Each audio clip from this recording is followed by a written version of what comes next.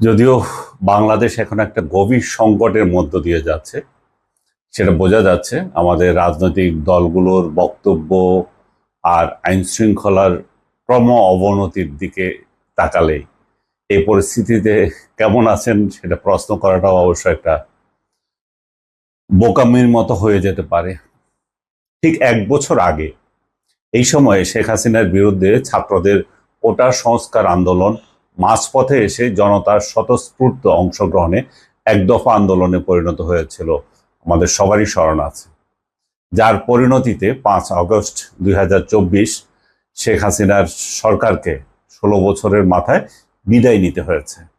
আওয়ামী লীগের কিছু সুবিধাভোগী এবং শেখ পরিবারের অনুগত লোকেরা ছাড়া আমার ধারণা অলমোস্ট সবাই চেয়েছিলেন যে শেখ হাসিনার একটা পতন এবং তার বিদায় নেওয়া। সমস্যা হচ্ছে এই ট্রেডিশনাল এটা কোনো ট্রেডিশনাল অভ্যুত্থান বা বিপ্লব ছিল না। আন্দোলন পরিকল্পিত কোনো ব্লুপ্রিন্ট বা মিশনের ভিত্তিতেও হয়নি। যদিও ডক্টর ইউনূস সাহেব এখন আবিষ্কার করছেন অনেক মাস্টার মাইন্ড, হ্যাঁ, এখানে অনেক কি তারা জড়িত ছিল, অনেকে অনেকভাবে দেখছেন বিষয়টা। তাই শেখ হাসিনার পতনের পর আমাদের প্রশ্ন উঠেছে যে রাষ্ট্রটা এখন কোন দিকে যাচ্ছে, কোন দিকে যাবে। জুলাই থেকে এসে আর জুলাইতে পরে 1 বছরের মাথায় সবার মনে এটা হতাশা যে আমরা কি আসলে এটার জন্য অভ্যুত্থান চেয়েছিলাম। সবার একই প্রশ্ন, কিন্তু কারো কাছে উত্তর নেই। এমনকি যারা গদিতে বসে আছেন তারাও জানেন কিনা আমি সন্দিহান। ডক্টর ইউনূস এবং তারেক রহমানের লন্ডন বৈঠকের পর অনেকে আশা করেছিলেন যে হয়তো ফেব্রুয়ারিতেই নির্বাচন হবে, কিন্তু যখন এখন যে পরিস্থিতি আর কি, তাতে মনে হচ্ছে যে ফেব্রুয়ারি তো দূরের কথা, যে এপ্রিলে উনি যে ডেডলাইন দিয়েছিলেন সেটাতেও নির্বাচন হবে কিনা একটা প্রশ্ন দেখা দিচ্ছে।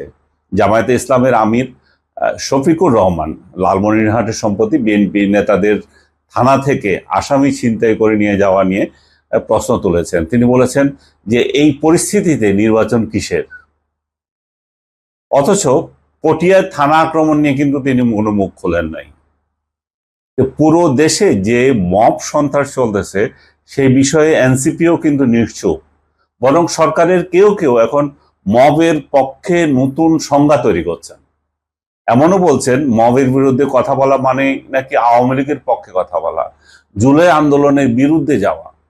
তাহলে কি ধরে নিতে হবে যে সরকার, জামায়াত, এনসিপি কেউই নির্বাচনের জন্য সুনির্দিষ্ট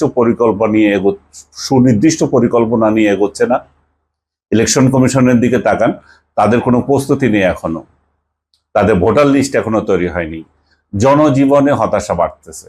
ডক্টর ইউনূস তার 3-0 থিওরি সারা বিশ্বে বলে বেড়াচ্ছেন, গল্প শোনাচ্ছেন, কিন্তু বাংলাদেশে এসে আমরা কি দেখছি? গত 11 মাসের শাসনে আমরা বুঝে গেছি যে ডক্টর ইউনূসের 3-0 মানে হচ্ছে যে 0 growth, 0 employment, 0 law and order. ব্যাখ্যা তো আমার প্রয়োজন নেই মনে দেওয়ার। কোনো সমৃদ্ধি আমরা এখানে দেখতে পাচ্ছি না, ইন্ডাস্ট্রি বন্ধ, কোনো এমপ্লয়মেন্ট নাই, চাকরি নাই, আর ল অ্যান্ড অর্ডার আমাদের 0 পর্যায়ে আছে। আমরা দিনকে দিন এটা খারাপ হচ্ছে। মব তন্ত্র এমনভাবে বেড়েছে যে এটা সীমাহীন হয়ে গেছে। এমন পরিস্থিতিতে রক্ষা পাওয়ার যে কোনো উপায় আমাদের সামনে আমরা দেখতে পাচ্ছি না। কিন্তু এর মধ্যে কবি এবং বুদ্ধিজীবী ফরহাদ মজার হাজির হয়েছে নতুন কিছু তথ্য নিয়ে, যেটা আরো বিভ্রান্তি ছড়াচ্ছে। বলে রাখি যে 8 বছর আগে ঠিক এই সময়ে তিনি গায়েব হয়ে গিয়েছিলেন।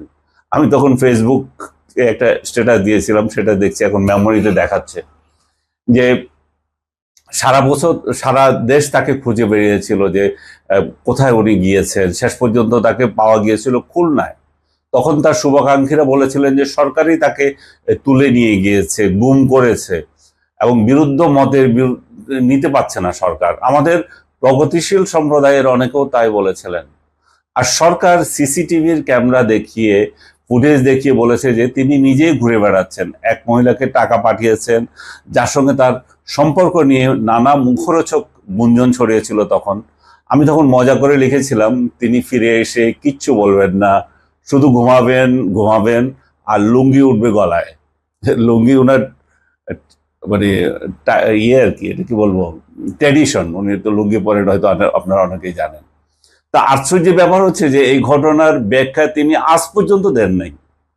আজ যখন গুম কমিশন গঠন হয়েছে তখনও না, তিনি নাকি সেখানে কিছু বলতে চান না, ভিকটিম সাজতে চান না। তো এখন তিনি মাঠে আবার নেমে গেছেন অলরেডি। প্রথমে সমকালে, এই সপ্তাহে সমকালে একটা সাক্ষাৎকার দিয়েছিলেন উনি। এরপর প্রথম আলোতে 2 কিস্তি কলাম লিখেছেন। সেসব যেগুলো কথা বলেছেন, আপনাদের হয়তো অনেকের সময় নেই এগুলো পড়ার মতো, আমি আপনাকে একটু মানে সংক্ষেপে বিষয়গুলো তুলে ধরছি। এগুলো আপনার কাছে এখন মানে কেমন মনে হবে জানি না, আমার কাছে মনে হচ্ছে ভূতের মুখে রাম নাম। এগুলো যেন তার প্রতিপক্ষের ভাষা, কারণ একসময় তিনি এর বিপরীত কথাগুলোই বলতেন। তিনি যা বলেছেন একবার দেখে নি তাহলে। 1 নম্বরে উনি বলেছেন জুলাই গণ অভ্যুত্থান হচ্ছে একটা রেজিম চেঞ্জ। তার মতে যে পড়ার মাঝে মনে করেন যে বাংলাদেশে যে গণ অভ্যুত্থান হয়েছে সেটি বাস্তবে ছিল একটা শাসন ব্যবস্থার পরিবর্তন, যার পেছনে ছিল আন্তর্জাতিক শক্তি। কারা এই শক্তি? বিশেষ করে যুক্তরাষ্ট্রের প্রত্যক্ষ এবং পরোক্ষ সহায়তা ছিল এখানে। মার্কিন বিশ্লেষক জেফ্রি স্যাক্সের বক্তব্যকে তিনি এই বিষয়ে প্রাসঙ্গিক বলেছেন। জেফ্রি একজন বিশ্ববিদ্যালয়ের শিক্ষক, কলম্বিয়াতে উনি পাঠদান করেন। উনি বলেছেন যে পাকিস্তানে ইমরান খান সরকারকে হটানোর মতো করে বাংলাদেশেও শেখ হাসিনা সরকারকে আমেরিকা হটিয়েছে বলে তার তথ্য উপাত্তে মনে হচ্ছে। দ্বিতীয়ত উনি বললেন যে মানে ফরহাদ মাজার সাংবিধানিক প্রতিবিপ্লবের অভিযোগ করলেন উনি। সাংবিধানিক প্রতিবিপ্লব কি? 8 আগস্টে যারা শপথ নিয়েছেন, মানে ডক্টর ইউনূস যে শপথ নিলেন, তারা সংস্কারের আড়ালে শেখ হাসিনার ফ্যাসিস্ট শাসনের ধারাবাহিকতাকে চালু রাখছেন এবং সেটাকে চালু রাখতে চাচ্ছেন।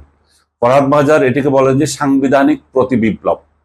তার মতে জনগণের গঠনতান্ত্রিক ক্ষমতা এখানে অস্বীকৃত হয়েছে।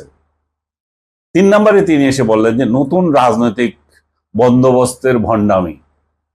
যে তথাকথিত নতুন রাজনৈতিক বন্দোবস্ত চালু করা হয়েছে তার মতে তা আসলে পুরনো ব্যবস্থাকে রং করে পুনরায় হাজির করানোর চাতুরি। যে এলিট শ্রেণী এবং কর্পোরেট সমর্থিত মাফিয়া চক্রের এটা বন্দোবস্ত এবং জনগণ এখানে অনুপস্থিত। 4 নম্বরে আসেন, যেটা খুবই ইন্টারেস্টিং। তিনি বলছেন ধর্মীয় ফ্যাসিবাদের উত্থান এবং সতর্কতা। তিনি বলছেন যে সেকুলার বাঙালি জাতীয়তাবাদী ফ্যাসিবাদ পরাজিত হলেও এখন উত্থান ঘটেছে এক ধরনের ধর্মভিত্তিক ফ্যাসিবাদের। পরকালমুখিতা, ধর্মচিন্তা, মানে বুঝতে পারছেন আপনারা, বেহেশত চিন্তা করে যারা, যে দারিদ্র, রাষ্ট্রীয় ব্যর্থতা, পরকাল ব্যবসায়ী, যার মোল্লাদেরকে বলছেন, এই শ্রেণীর উত্থান হয়ে গেছে এই সময়ে এবং ভয়ঙ্কর বাস্তবতা তৈরি হয়েছে বলে তিনি আশঙ্কা করছেন। এই যে শ্রেণীর, তিনি কিন্তু ধর্মে বিশ্বাস করেন না, এটা তার ওনার ব্যক্তিগত ব্যাপার, আমি এটা নিয়ে মাথা ঘামাতে চাই না। তিনি মোল্লাতন্ত্রের যে উদ্ভব সেটা নিয়ে বয়ান দিচ্ছেন। পরে আসতেছি আমি তার সেই বয়ান নিয়ে। 5 নম্বরে উনি বলছেন ভূ রাজনীতিতে 3য় বিশ্বযুদ্ধের একটা ইঙ্গিত দেখা দিয়েছে। এখন তিনি মনে করেন যে বিশ্ব ইতিমধ্যে 3য় বিশ্বযুদ্ধের মধ্যে প্রবেশ করে গেছে। ইউক্রেন যুদ্ধ, গাজা সংকট, ইরান ইস্যু সব মিলিয়ে বিশ্ব ব্যবস্থায় ব্যাপক পরিবর্তন ঘটেছে এবং বাংলাদেশের অভ্যুত্থানকেও তিনি এই বৈশ্বিক উত্তেজনার অংশ হিসাবে দেখেন।